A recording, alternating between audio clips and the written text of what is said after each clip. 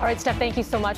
So here's where we begin. Joe Biden's election win is officially confirmed. But how did we get to this point? Let's rewind to what we've been following. 4 people are dead. A nation is shattered. A day like America has never seen before.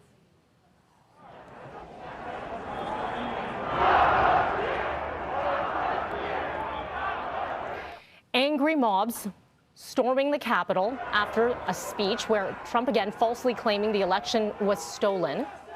Protesters scaling the walls around the Capitol building, forcing their way inside, seemingly with little resistance here. And once inside, chaos. 1 woman shot and later died, 3 others dying of medical conditions, and the supporters took over the building, making their way onto the Senate floor. We've been showing you all morning, and we will continue to show you powerful images of officers with guns drawn, barricaded inside the chambers, ready to fire, offices ransacked, a note left on House Speaker Nancy Pelosi's desk saying we will not back down. In the end, 52 arrested and calls for Trump to be immediately removed as president.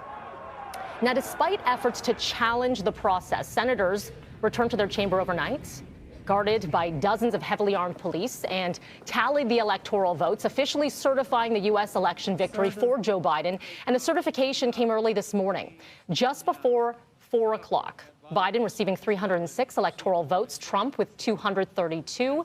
In a statement from the president released on Twitter by Trump's deputy chief of staff, he says he totally disagrees with the outcome of the election, but there will be an orderly transition on January the 20th. So what happens between now and then? Joining me now live from Washington with the latest is CNN reporter Karen Caifa.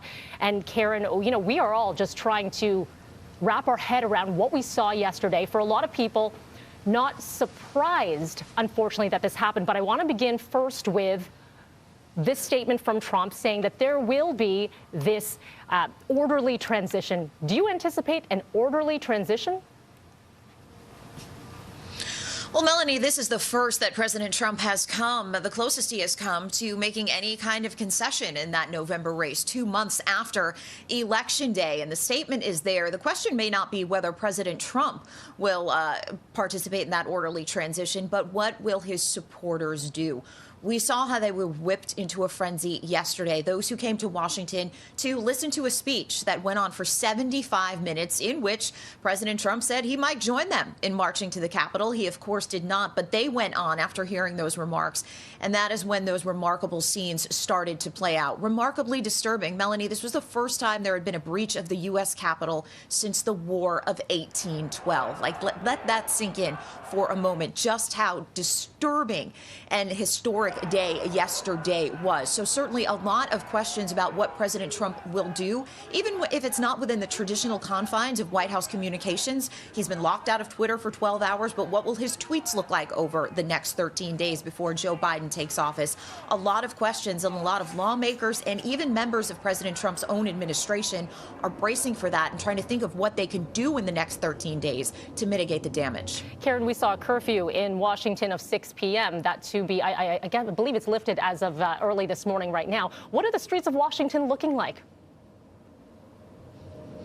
It's relatively quiet. I'm over here by the White House and near Black Lives Matter Plaza, which has been a focal point for demonstrations really since the summer months. And it's a place that is now heavily guarded because of its proximity to the White House and because of some of the scenes that played out over the summer. So obviously very quiet, with police blocking off pedestrian and car traffic in a number of areas that would be heavily trafficked by demonstrators. The curfew was certainly something that was intended to calm things down. The mayor of the District of Columbia had foresight in terms of planning for these protests, perhaps in a way that other law enforcement officials around town did not. There was already plans to have the National Guard on standby if they were needed. The mayor certainly anticipated that there would be a large number of people coming to town in support of the president, and she wanted to take the proper precautions in case things started to escalate. So even with those precautions in place. We saw a large number of people down on the National Mall yesterday afternoon. Again, Melanie, they listened to that speech. They headed to the Capitol, and that's when the chaos started to unfold. So it is quiet right now. It's hope that it stays that way. The call from the president, the call from his supporters was to come and protest specifically on January 6th. So perhaps some of them had plans to leave town after it was over. The question now is, how does this area prepare for inauguration on January 20th? All right, Karen Kaifa live for us in Washington. Thank you for that, and we will check back in with you, Karen, in the 9 o'clock hour as well.